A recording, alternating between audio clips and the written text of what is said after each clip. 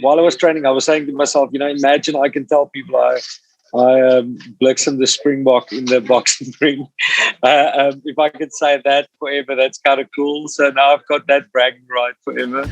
Hello, welcome to Dan's Got Change with Bright Rock, and welcome to a series of conversations with some of my favourite people, most of whom have joined me at some point on the Dan Nicholl Show, as we talk about who they are and what they've been up to and that wonderful entity that is change. And we start with someone who is a good mate, but he's somebody I'm often just a little bit nervous around, partly because he's such a rock star of the proper sort. In fact, he's as big a rock star as we've got in South Africa, which makes him slightly intimidating. But he's also a near professional boxer, which means if I say something he doesn't like, I'm likely to end up in hospital. So a very polite and a very welcoming hello, Francois van Coke.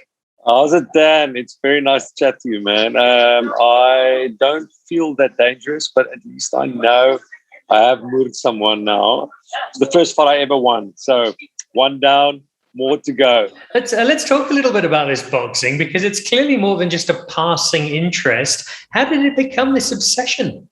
Dude, yeah, it's crazy. I've been in the ring before. I had a fight a couple of years ago against Rob van Vuuren, your colleague in comedy, and I lost. So when the opportunity of box up came around, I was like, I'm going to be dead serious about it. So I trained my ass off like 6 days a week. I just stopped following everyone on social media.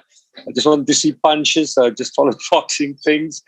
And I just watched like boxing doctors. I went completely boxing, to be honest. And it was quite inspirational to me. I think it kind of changed my life in a sense that I've never trained like that before. And I think I want to kind of keep that fitness level at least from beyond going forward. So it's definitely changed that. Tell me about this particular fight, the one that put poor little Derek Earhart in therapy. What was that experience like?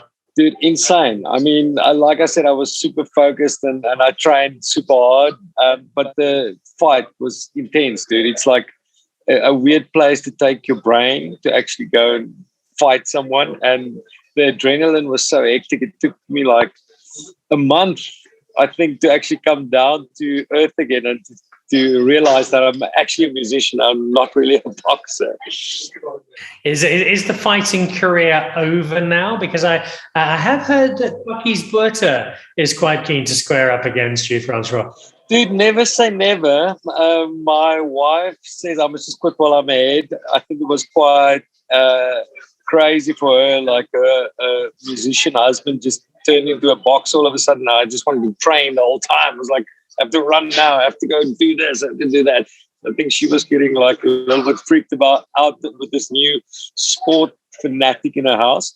But dude, if Bucky's is ready, I'm going to be ready. I'm keeping the tools sharp for him. All right, there would be a fight to watch. Clearly the boxing's a lot of fun, but it is something else that we know you a little better for. This music career of yours has been such a wonderful one to watch unfold over the years. What's the last stretch been like in this rather strange world of ours, being a musician and creating music? Yeah, man, crazy times. I mean, for us, obviously, I thought like in April 2020, it was hectic. We won't be able to play shows in April. But now it's 18 months later and we've been doing little shows here and there, but it's mainly been without playing shows and without having capacity crowds.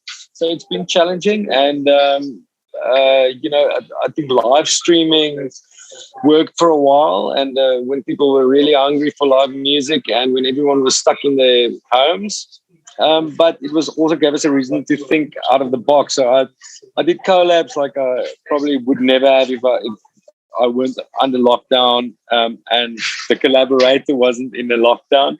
So I did some interesting stuff to force us to think out of the box, and also gave us time to create music. So I made a lot of new music. I'm working on my 4th solo album at the moment. So all in all, it's been challenging and cool. So a change to the music world, also a change to the home world. Normally, a rock star of your caliber would be up at 3 a.m, throwing chairs through windows and drinking vodka out the bottle. Bottles have been involved at 3 a.m, but rather for feeding little ones, because fatherhood has made a return. Yeah, man. Yeah. Our new son, Max, was born last October. So, yeah, the first year is obviously crazy times. And it's definitely an adjustment to becoming a family of 4, but we definitely feel like a whole now. The 4 of us feel good to go. And he was definitely number last. So I think we're complete at 4. It's amazing. And it's really cool to introduce someone into the family, just having another member of the family is really cool. And even our daughter is starting to get along, they're hanging out, playing. It's lovely. It seems like you're a very happy man and life is in a good place for you. Give us a quick reminder, new album, when might we see it? Yeah, dude, I'm going to take it slow. I'm going to take it easy. So I think release in the second half of 2022. But, I'm full on in the process of writing and starting to record some stuff very soon. But going to take it slow and do it properly and make it amazing. And of course, there's also the prospect of that fight against Bucky's Butter to prepare for. So lots on the plate, plus the kids. I think me and you go first and the winner takes Bucky's. Yeah, unfortunately, I'm busy that day, but it's a lovely invitation. Francois, thank you so much. Lovely seeing you. I can't wait to see you back doing what you do best, which is making audiences go absolutely mad with brilliant music. But until then, we'll take what we can get. We love listening to you, and always a pleasure spending time with you. Thank you. Hey, Danny, thank you so much, man. Always good to chat to you, and all the best on your side. So there we go. The man is going to be delivering that vicious left hook to Bucky's Butter's knee. And one of my favourite rock stars kicking off Dan's Got Change with Bright Rock is Francois van Coke.